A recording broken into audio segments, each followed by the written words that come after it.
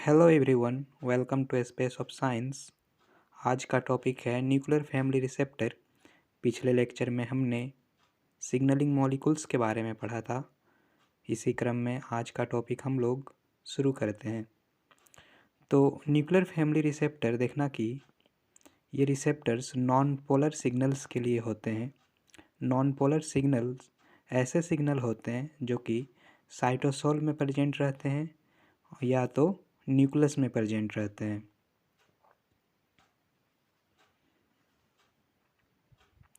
आइए देखते हैं इस फिगर के माध्यम से। ये हमारा सेल है। सेल का बाहरी पार्ट प्लाज्मा मेम्ब्रेन और अंदर में न्यूक्लियर मेम्ब्रेन। बाहर में हाइड्रोफोबिक सिग्नल है जिसको हम लोग नॉन पोलर सिग्नल भी बोल सकते हैं।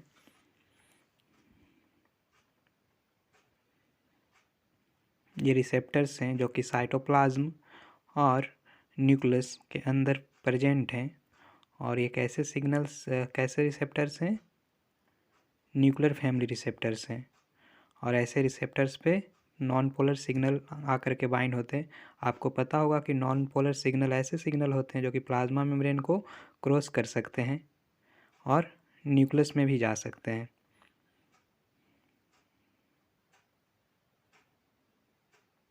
अब देखते हैं न्यूक्लियर फैमिली रिसेप्टर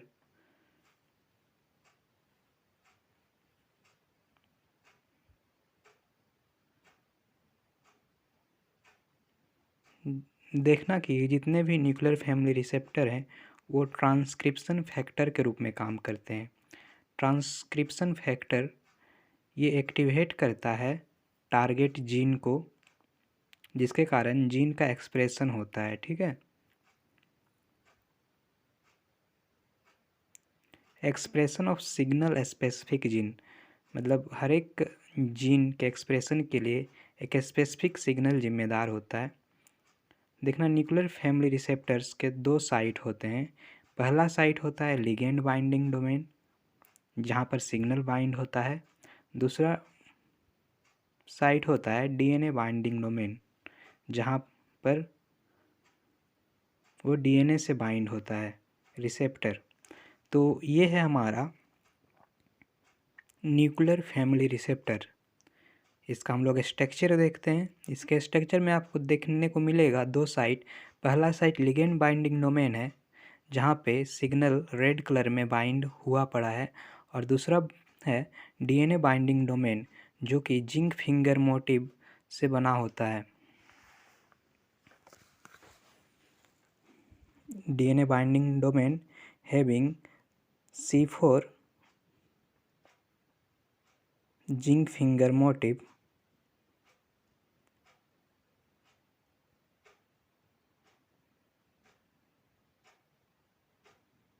और यही मोटिव डीएनए से बाइंड करता है और डीएनए के एक साइट पे जिसको हम लोग HRE बोलते हैं, हार्मोन रिस्पॉन्स एलिमेंट।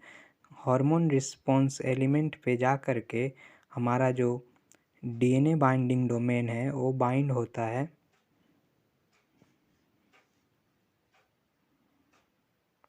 फिर जा कर के टारगेट जीन का एक्सप्रेशन शुरू होता है।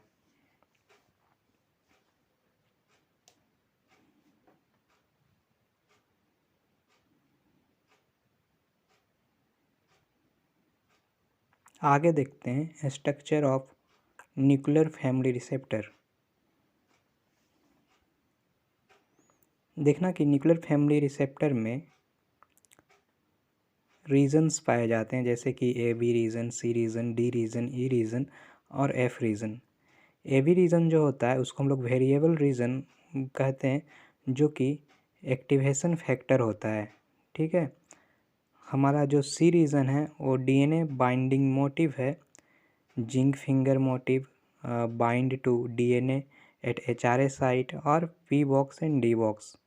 ये एक्चुअली क्या करता है, बाइंड करता है डीएनए से HRE साइट में। डी रीजन जो है NLS है, न्यूक्लियर लोकलाइजेशन सिग्नल। इसी के कारण कोई भी प्रोटीन डीएनए में इंटर कर पाती है। बाकी ई जो है लिगेंड बाइंडिंग साइट है और साइट ऑफ डाइमराइजेशन है। और एफ जो है वेरिएबल रीजन है।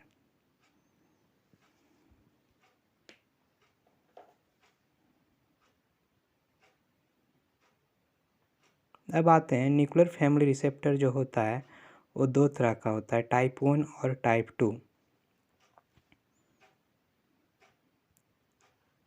टाइप 1 रिसेप्टर जो होते हैं वो साइटोसोल में प्रेजेंट होते हैं और ये होमोडाइमर की तरह काम करते हैं। टाइप 1 जो रिसेप्टर होते हैं वो HSP19 के साथ बाइंड होते हैं और साइटोसोल में रहते हैं। टाइप 2 रिसेप्टर जो हैं वो न्यूक्लियस में पाए जाते हैं और ये हेट्रोडाइमर की तरह काम करते हैं और रिसेप्टर बाउंड होते हैं HRE के साथ, कहाँ पे, DNA पे।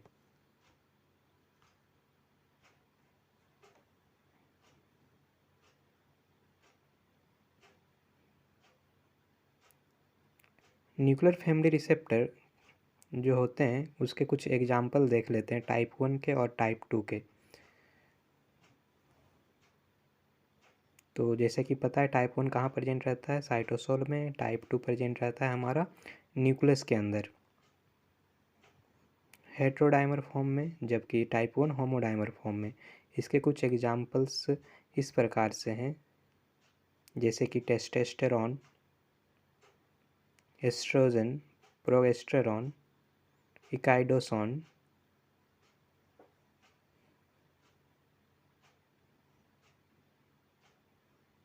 ग्लूकोकॉर्टिकोइड, मिनरलोकॉर्टिकोइड। उसी तरह रिसेप्टर टाइप 2 जो हैं उनके कुछ एग्जाम्पल हैं, retinoic acid, thyroxine hormone, vitamin D3।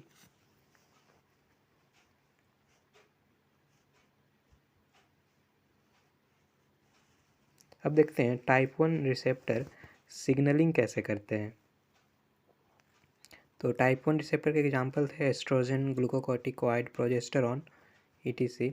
तो हाँ, पहले हम लोग ग्लूकोकॉर्टिकोइड का सिग्नलिंग देखते हैं कैसे होता है। तो ये हमारा प्लाज्मा मेम्ब्रेन है और प्लाज्मा मेम्ब्रेन के अंदर ये हमारा न्यूक्लियस है और न्यूक्लियस में हमने न्यूक्लियर पोर बनाए हुए हैं।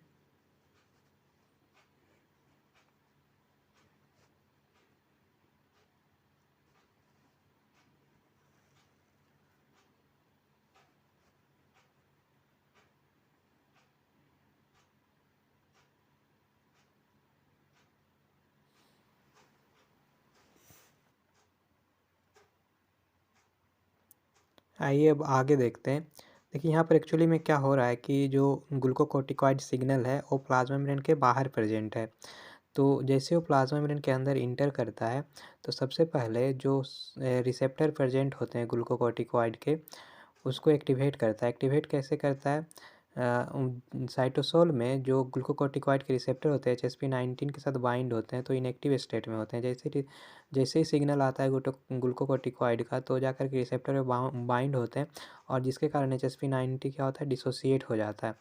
और जैसे ही रिसेप्टर पे सिग्नल बाइंड होता है तो क्या हो जाता है, NLS एक्सपोज हो जाता है रिसेप्टर का।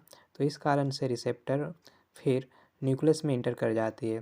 न्यूक्लियस में जैसे ही इंटर करती है वो जा कर के बाइंड हो जाती है हार्मोन रिस्पॉन्स एलिमेंट के साथ और वहाँ पर आ कर के उसके साथ एक कोएक्टिवेटर जुड़ जाता है जिसका नाम है हैट, हिस्टोन एसिटाइल ट्रांसफरेज। ठीक है, जैसे ही कोएक्टिवेटर बाइंड होता है तब जा कर के जो टारगेट जीन का एक्सप्रेशन होना शुरू हो जाता है।